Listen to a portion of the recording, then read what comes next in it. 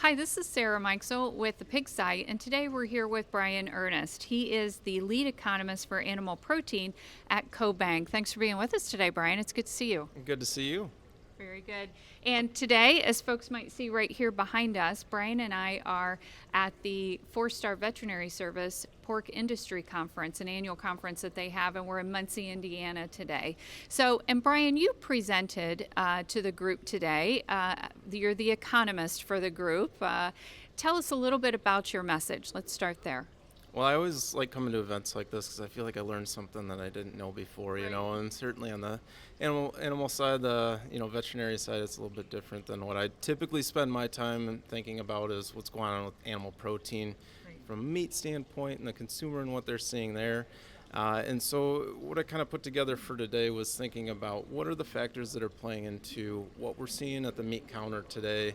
How that works into what the consumer is looking for. And, I drew back to what are some of the macro impacts, macro factors that are playing into that picture as well. But it's not just the consumer, also thinking about production, what we're seeing from an animal protein standpoint.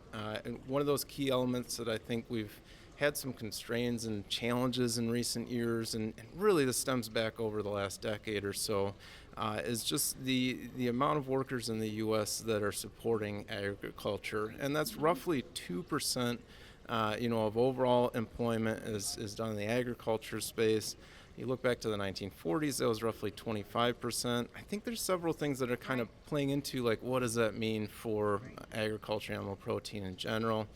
It's not a trend that's reversing. This is one where we're continuing to see that labor constraint, work its way into availability of what the hands are. They're bringing the food to the table, right? So that's one of those factors that I think is playing into a challenging situation for agriculture and animal protein in general. And then thinking about, how do these new tariffs play into overall trade? We're already kind of leading, I think from a global standpoint, we saw, trade be an expansive use of transferring goods through between different countries over the last decade. That's kind of slowed down. We've seen more of this global decoupling happening in recent years, and it's not just the U.S., it's other countries as well that, putting more of these barriers to trade into place. And I think that's one of those areas that hasn't had as broad of an impact on animal protein, I think, as it has other areas, but there's certainly implications there as well. Very good. And with some of the, I guess, reduction that you're seeing, Brian, in the labor force, do you anticipate more automation coming into the swine industry? Is that possible, or is it such a hands-on? I'm thinking of production agriculture, right? Day one care is a hands-on thing. Is there a way to help automate some of those things? Yeah, I know, it's.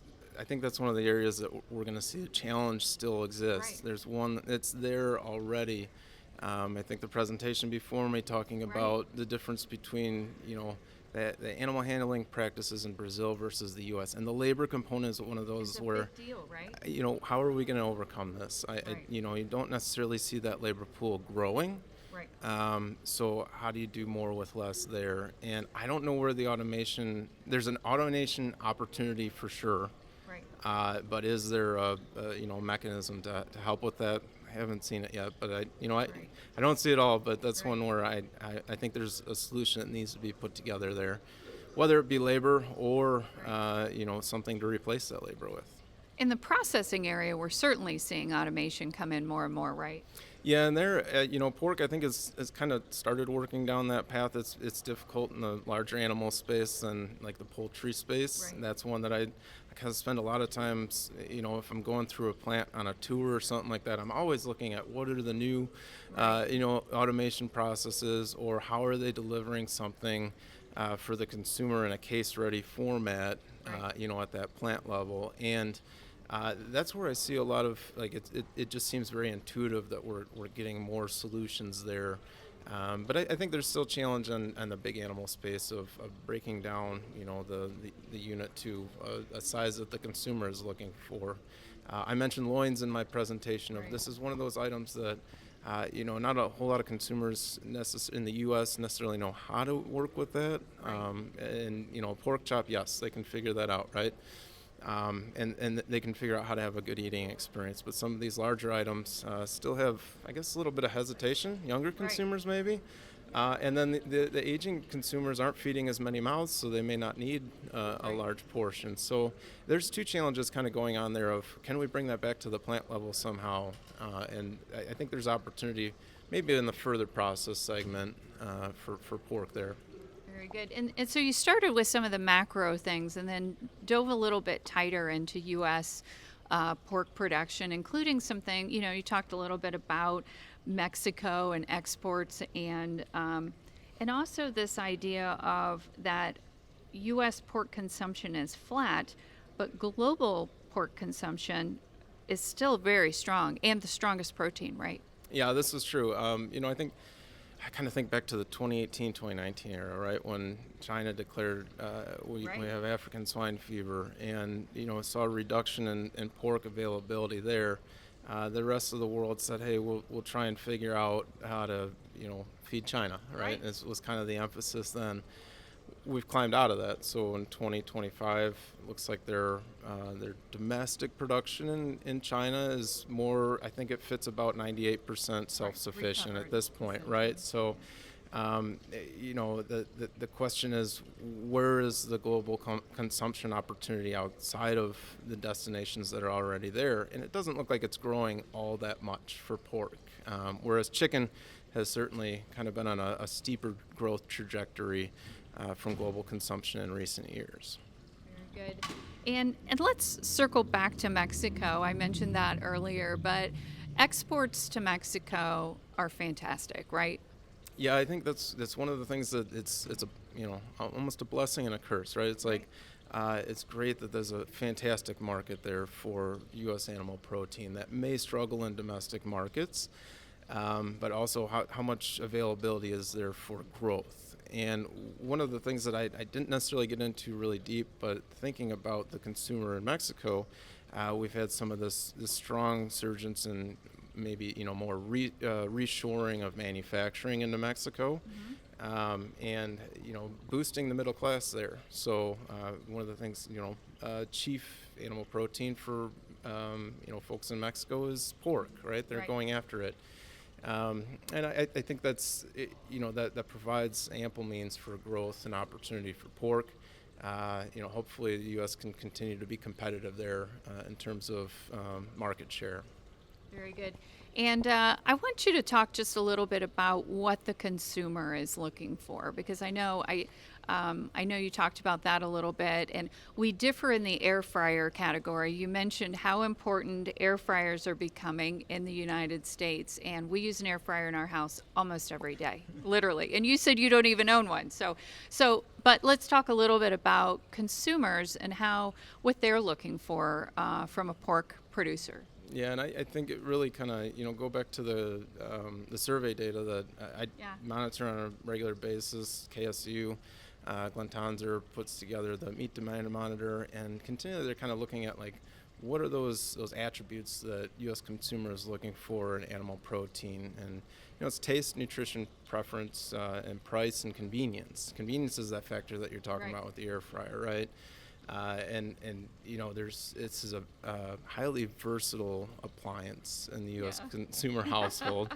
And while I don't own one, many people do. And actually, in the U.S. statistic I heard is that more people own an air fryer than a coffee maker, which is surprising. But also it kind of goes to, this is a very popular appliance, and animal protein in general should continue to kind of look at these trends and how are we addressing that need for convenience. It may not necessarily be an air fryer, but certainly that's on the mind of the consumer of how do I get this highly nutritious, reasonable price, value offering, and a convenient offering that I can serve to my kids at night. So And talk a little bit about the survey that you were talking about, the things that were on the bottom of the list, and your thoughts on that, because I thought it was really interesting.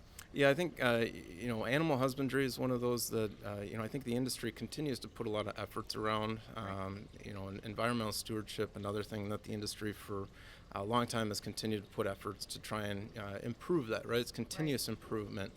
And while that messaging may not be necessarily getting out there to the consumer, I think the consumer also, already expects that is occurring. Right. They expect that, that greatness on those particular attributes, and I think they also think that the producer is already doing a good job in those areas. So not necessarily high on the level of concern. It's actually on the bottom Right. of the level of concern when they're looking at what product am I going to take home to my family tonight. And this, I think of how much space are we taking on the packaging to message that to the consumer? Right. They already, kind of have this in their mindset that, they're doing a good job. So Right. maybe we don't need to spend as much effort there in terms of, conveying that to the consumer. Or maybe it's working. I don't know. I can't tell you, but, I do think that's great. It reflects very well on the industry and, Right. and what the fine work that they're doing there. Very good. And so, key takeaways that you shared with folks. Can you just share those with us, and then we'll wrap up? Yeah, I think biggest thing that's kind of on the minds of economists and folks around is really this looming uncertainty that we have going on from a macro standpoint.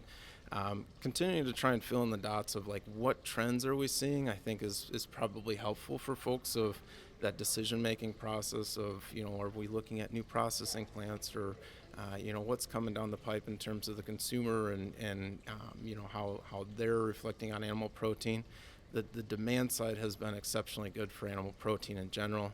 The final thing I think is just to kind of continue to work on that quality piece of either conveying the message of the quality product that you're offering or continuing to boost that over time. So that overall, it's been an interesting year for 2025. We just got over the hump of mid-year. Exciting as always, but certainly it's refreshing to talk about in the animal protein space all the great things that are occurring there, both on the demand side and then opportunity when we look down the road as well. Right. And one final question. Sorry, I could ask you questions all day, Brian. But you mentioned kind of changing. I assume you're talking about kind of changing the flavor, right, and making it a more appealing product. You did mention that you think genetics may need to play a role in that, right? Yeah, I do think the U.S. pork industry seems like they've gone down this lean hog formulation right over the last 25 years. For years, right? Yeah, and the consumer has told us with what's going on with the beef side of the plate that they identify the high marbling in beef with flavor, and they're going after that, right? And the U.S. cattle industry has recognized it as well, and genetic transformation there. Right. So I think there's opportunity there for pork to take another look at this, at multiple levels of how do we organize ourselves around, incorporating more of that mindset into the product offering. Very good. And National Pork Producers Council has certainly has launched this new campaign, not necessarily about genetics, but just about flavor and see what pork can do for you. Yeah, is that right? Taste Taste what pork can do for you. Sorry about that. No. So, yeah, but that's a step in the right direction. Yeah, and I think it's interesting. I think of more QSR, right? Like the quick service restaurant industry, something like a Chipotle, where we've seen more pork coming to the consumer, and offerings that are able to take that flavor and incorporate it in the center of the plate in a different way for the consumer. So plenty of opportunity for that, it seems like. Very good. Excellent. Well, thanks so much for all the information today, Brian. Thank you. Great to see you. You too. You too. This is Sarah Mikesell with the Pig Site.